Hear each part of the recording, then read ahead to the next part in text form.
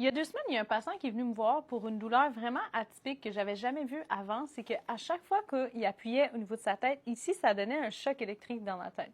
Fait qu'au début, même, il était venu avec sa blonde, puis elle riait, puis elle pesait sur la place, puis ça lui donnait vraiment des chocs.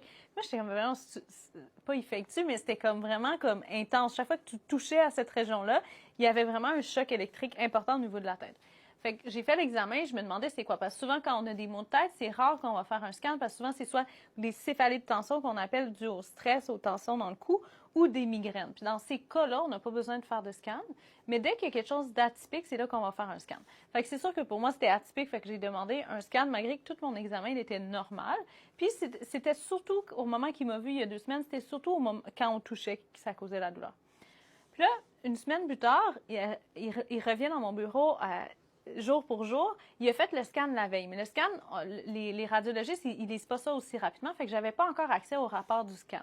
Mais il venait me voir parce que là, lui, il était avocat, il enseignait à l'université aussi, puis il était rendu qu'il était même plus capable de faire ses tâches parce que la douleur était rendue de plus en plus intense, ça partait encore de cette région-là, puis on commençait à sentir une bosse au niveau de l'os à cette région-là, puis c'était encore la même chose. Quand on pesait, ça donnait des chocs électriques. Fait que là, ça commençait à m'inquiéter pas mal.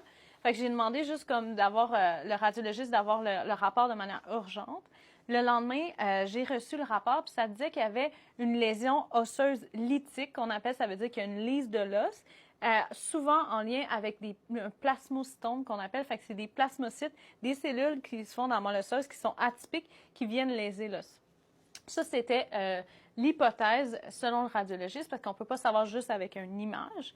Donc, je l'ai référé rapidement en neurochirurgie pour qu'il y ait une biopsie qui soit faite. Fait que c'est la manière de diagnostiquer. Fait que je pense qu'il a été vu là, en moins d'1 semaine. Je l'ai rappelé la journée de son rendez-vous pour savoir ce que le neurochirurgien avait dit. Puis lui, il était prêt à faire tout de suite la biopsie pour pouvoir voir ce que c'était. Mais à ce moment-là, il disait, ouais, mais je vais vraiment pas bien. Là, comme aussi, on avait fait une prise de sang, il y avait des anomalies au niveau du foie. Il commençait à être fatigué. Fait qu'il a dit, OK, va à l'urgence tout de suite. Puis on va faire aussi un scan au niveau de ton thorax, de ton abdomen pour voir s'il n'y a pas des masses ailleurs. Parce qu'un plasmocytome, ça peut être aussi un myélome multiple. Donc, qu'il y ait des masses un petit peu partout à cause que les cellules anormales se sont propagées. C'est pas juste à un endroit localisé. Fait que c'est quelque chose de fréquent. Puis malheureusement, après le scan, il y avait une masse de 10 cm au niveau du foie. Une autre masse qui me disait au niveau du thorax. J'ai pas eu les détails encore. Fait que probablement que dans son cas à lui, c'est un myélome multiple. J'ai pas encore plus de détails. Mais il était content parce qu'il m'a dit, ben dans le fond, je suis content d'avoir eu cette lésion-là qui était comme atypique, qui me donnait les chocs électriques, parce que sinon, comme, je l'aurais peut-être jamais découvert ou pas découvert aussi rapidement.